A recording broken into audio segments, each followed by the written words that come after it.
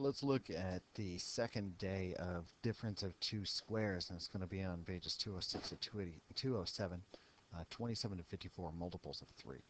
Now the first day, we'll cover that in class pretty well, but these problems from the second day can get a little bit tricky. Let's start out with the very first one, which is 27. And this is really congrats, you've hit the first day of actual factoring. And you'll have to stick with me as I get a little better at this. I write as well on here as I do on the board. So take a look at 27b to the second power minus 36. Remember the factoring patterns that you worked with yesterday, but this time you're going to work these backwards. So what you're looking for is two binomials that will equal b squared minus 36. Now first thing you want to note is there's no middle term, meaning you're going to have a difference of two squares. And if you remember from day one, you have one's got to be a positive, one's got to be a negative. And the b squared is going to be the two first terms combined. And the 36 is going to be the second terms combined. And they have to be perfect squares on this, meaning the square root of 36 and the square root of b. Now if you have not done square roots very much, you do the square root of 36 on a calculator, you're going to get 6. Now it's the same way that the square root of b squared is going to give you b. That means what times itself gives you what's underneath that radical sign. And that's what this little weird looking square root sign is called. So here's your answer to number 27. And when you work that out as you did yesterday, you're going to end up back at the original problem. You do b times b, which gives you b to the second power. Your middle term will be b times negative 6, which is negative 6b. And then go back to the positive 6 times b, which is positive 6b. So there you are with the middle terms canceled out. And then positive 6 times negative 6 gives you negative 36. So that is how you factor out a difference of two squares. Let's move on to something that might give you a little more challenge. Move to problem number 39. Now this is going to get a lot more in depth real quickly, so you have to be on your toes when you're doing these problems. This one is 16 minus c to the fourth. Now the difficult part is not that the number is first and c to the fourth is at the end. That's fine, don't worry about that.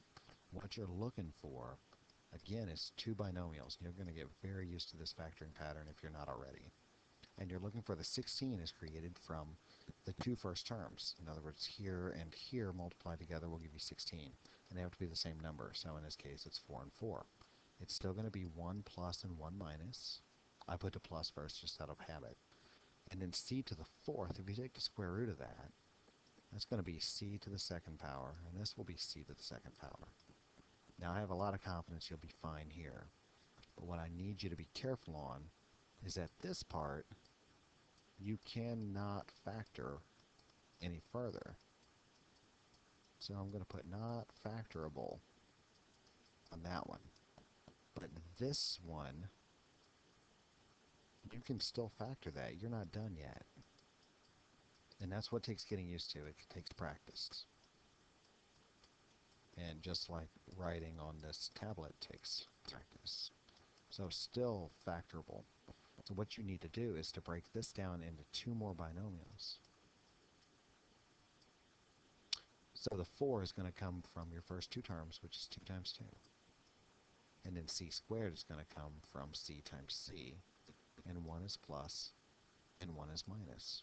So your end answer is going to have 3 sets of parentheses. You're going to have your 4 plus c squared up here that's not factorable. And then you're going to have these two that you just came up with, 2 plus c and 2 minus c, as your answer. Now don't let that confuse you that you can't factor that 4 plus c squared. This part, the reason it's not factorable is the most common assumption that you'll make is that that is 2 plus c, 2 plus c, since that's a positive instead of a negative sign right there. What you have to remember though is that 2 times 2 is 4, and c times c is c squared. But here in the middle, if you factor that out, you're going to end up with plus 4c. And since this does not have a middle term, this will not work. So here is your answer with those three sets of parentheses. So be careful with that. When you see the 4 minus c squared, you can take that down to another difference of two squares. Be sure that you complete that operation. That's a little bit tricky. Alright, let's look at a different one here. Number 45 to 51. What you have to do there is factor out common factors first. So I'm going to show you on number 45. If you have anything in common on all of your terms, make sure that you pull that out first before you move on. If you don't do that, you are not starting out on the right foot. So you have 5x cubed minus 20x. Ask yourself what's in common. You know that both 5 and 20 have 5 in common as a factor. So that's going to get pulled out. And you have x in both terms. So what you're going to do is put 5x, and then this is going to be x squared. And this will be 4 times 5 is 20, and that's all you need. You have to get used to the fact that x squared minus 4 is a difference of two squares.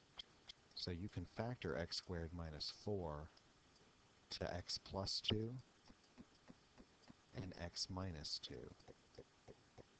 And then you just take that 5x and stick it in front of those two binomials, and that is your answer.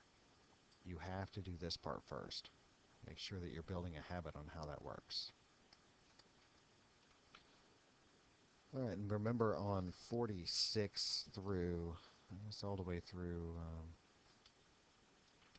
51, so that's going to affect 46, 49.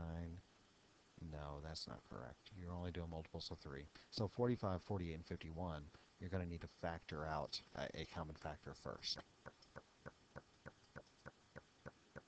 Alright, the last one I want to show you, let's look at number 54.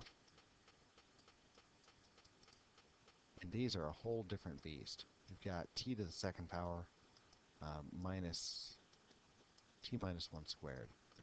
You're going to see these surface again and a couple times later on. It's going to be kind of unexpected. So it takes getting used to how this works, and it takes a lot of practice. So if you're seeing this before you're doing actual work, it may not make a lot of sense. But essentially what you're doing here, I'm not going to be very correct with my format, but you're getting t squared, getting this from your first two terms that are multiplied together.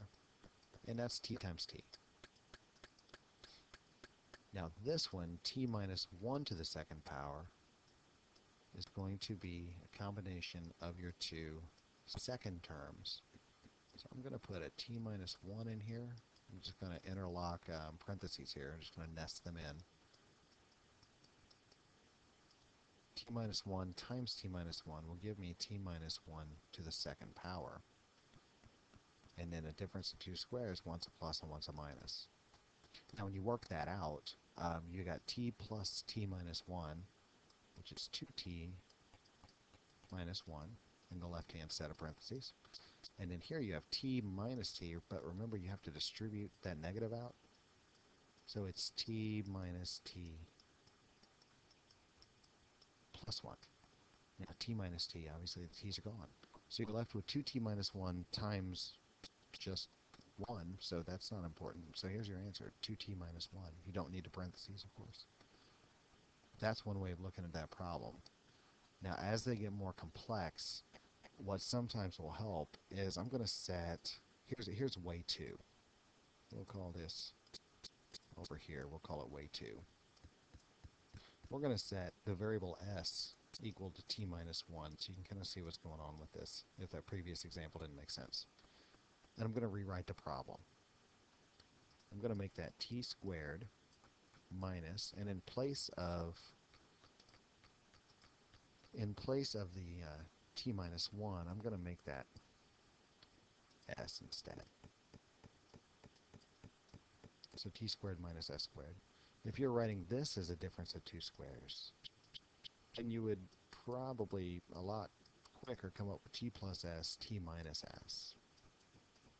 Once you do that, now substitute back in, get my highlighter, substitute instead of the s's, put your t minus 1 back in there.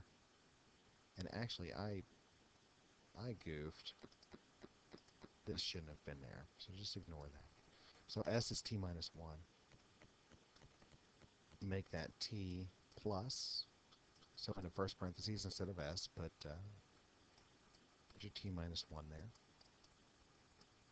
Technically, that would be brackets across the outside, but it doesn't matter. I'm not going to grade you on perfect math notation.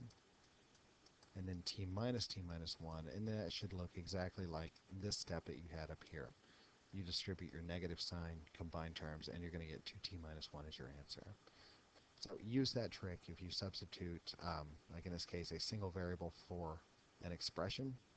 Sometimes it helps you piece together what's actually happening. So there's our second part, a difference of two squares. I would recommend, since you're only doing multiples of 3, I would recommend that you go back and do some of those other problems that aren't multiples of 3 to get plenty of practice, especially anything from 45 to 56. All right, so good luck.